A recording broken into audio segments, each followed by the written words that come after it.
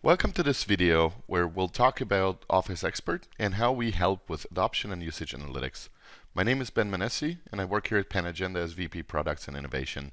I'll be your host today. We're going to quickly talk about why we do what we do and jump right into the demonstration. We're going to keep things short and sweet, but never hesitate to contact us for a more in-depth demo. The reason that we came up with this product is because we see a twofold problem around usage data that comes out of the box in Office 365. The problem that we see is A, the adoption data that comes out of the box only goes up 28 days, which is just not enough. Now you've got your Office 365 reports that can go up 180 days, but they're not actually as granular as we wish it would be. And that's the second problem. When you look at your Office 365 dashboards, what you see is a list of your workloads and the amount of active users on them. Now, what happens if you're 80% adopted on Teams? Who are the rest of the users that are not using Teams? Who is the rest 20%?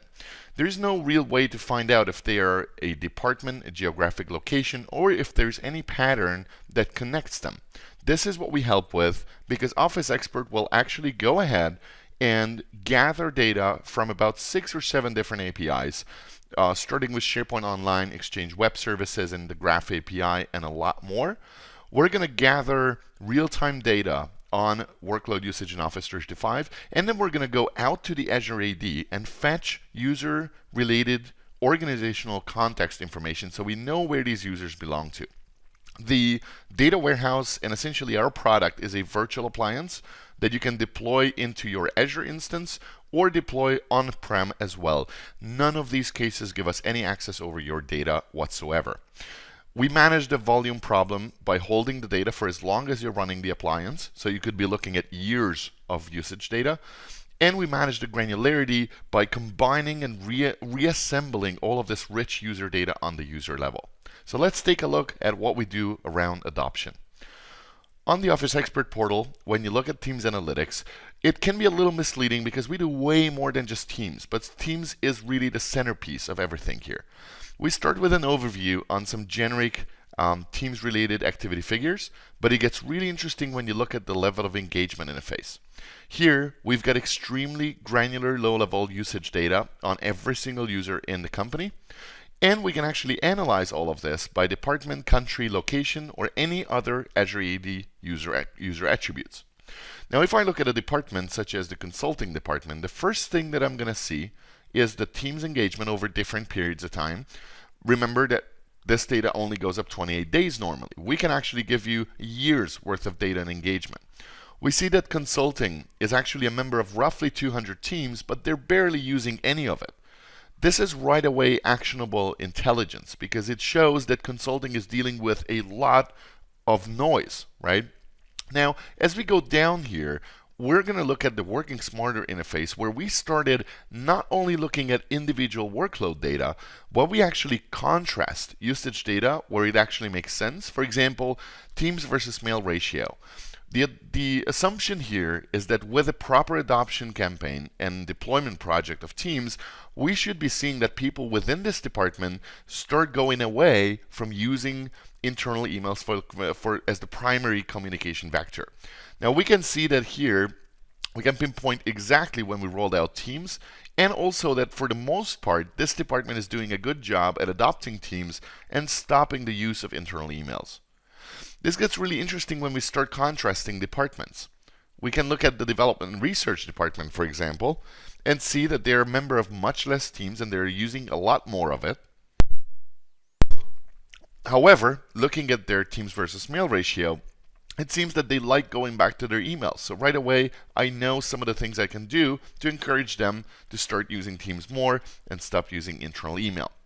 Another thing that we do is we also go into the details on these workloads. So we'll look at private chats versus Teams messages. This is important for organizations that come over from Skype for Business.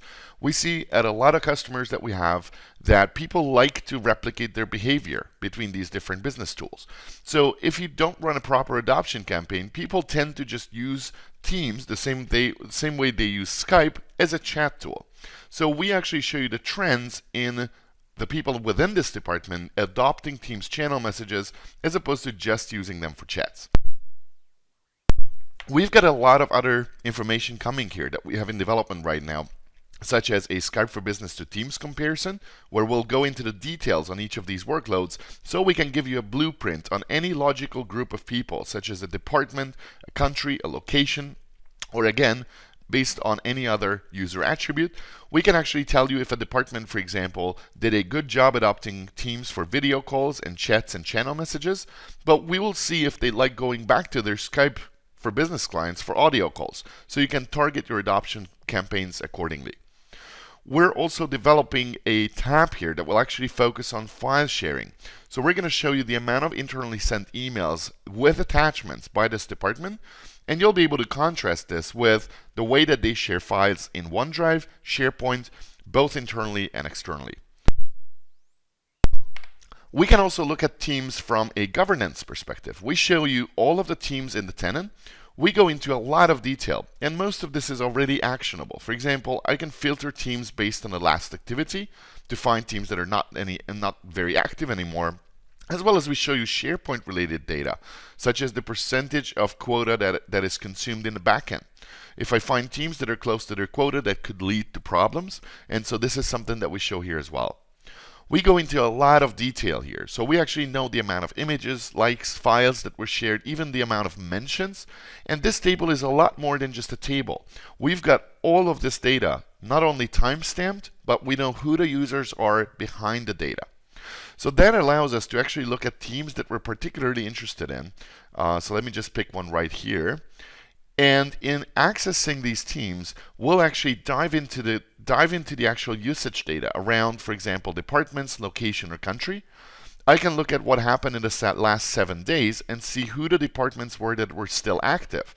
And I can always contrast this with the activities by department for the last entire year. Now, what we're seeing here is that a couple of departments have actually lost interest in this team over time. Now, when did that happen? The Activity tab answers that question, as we can scroll back to the beginning of time and then see real time how departments start losing interest here. Same goes for channels, locations, and countries. We've actually had a Microsoft employee that we worked with who works in sales look at this and get really, really excited because they have a team with their customers, with each customer having their own channel, and he really wanted to look at, what are the active channels that his direct reports talk about customers in? What are the channels or customers that people don't really talk about?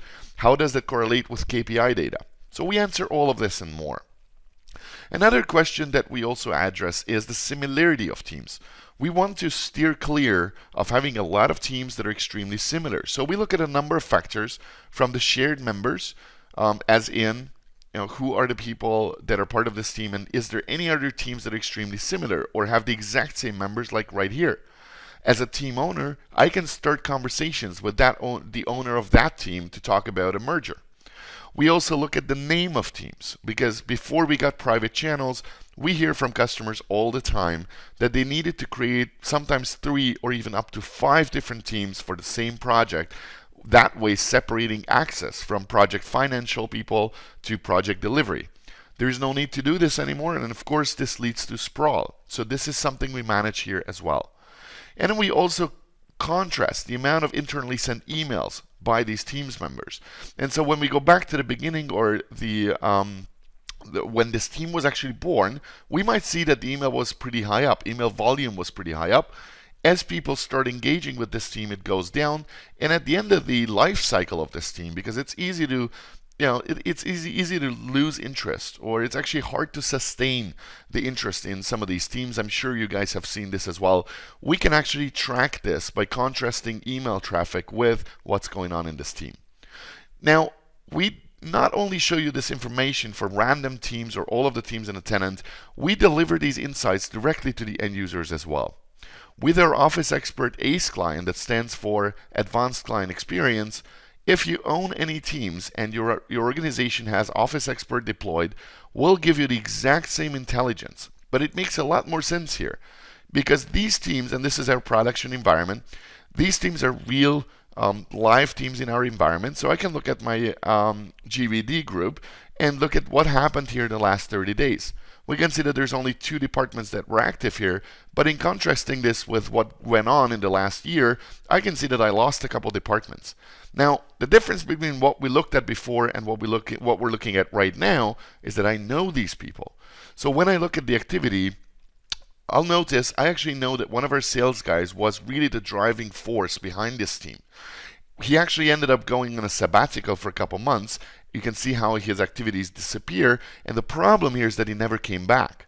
So as a team owner in possession of this information, I can make the decision to actually start engaging this guy because he will be the one that makes this team come back to life, right? We can also look at similar teams here. Actually, we've got a bot client that allows you to engage with the end users. And so the end goal here is that we turn team creators into true collaboration owners using our ACE bot by providing kudos on things that they're good at and helping them with recommendations for their teams in areas where we see that team doesn't really perform very well.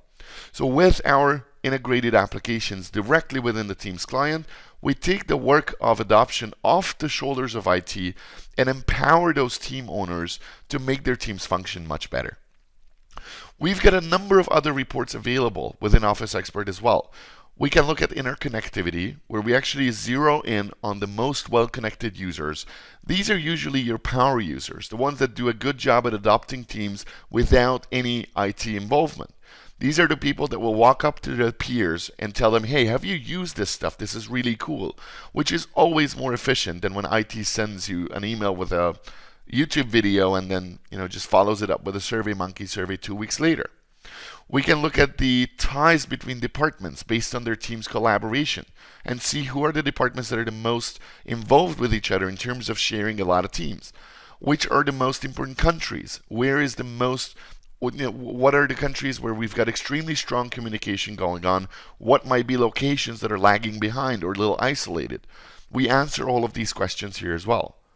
We analyze email volumes, both internal and external. So we can see who are the top domains that my organization emails, as well as we can see who are what are the interdepartmental email volumes like. So I can quickly look at a specific department such as sales and find who are the top recipients for my salespeople. And you can see it doesn't look good here. We've got sales-to-sales communication as the second largest target for salespeople, so this is not good.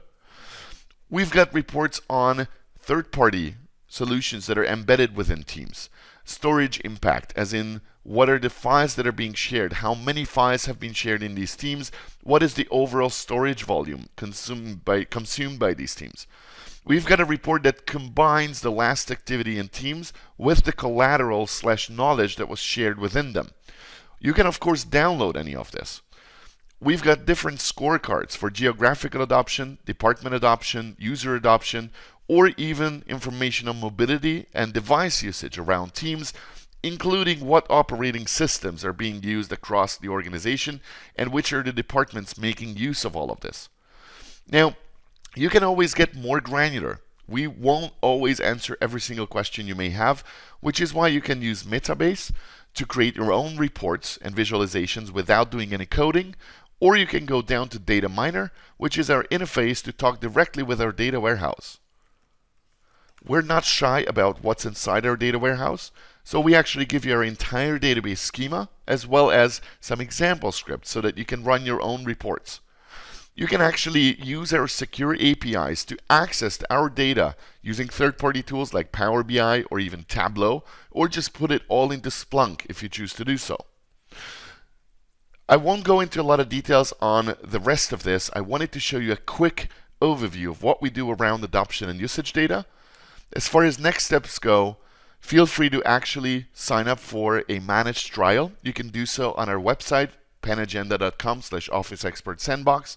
You can request a business value assessment of your Office 365 environment, where we're going to guide you and help you look at your own data, as well as you can reach out to us regarding pricing and assistance for anything else in terms of adoption.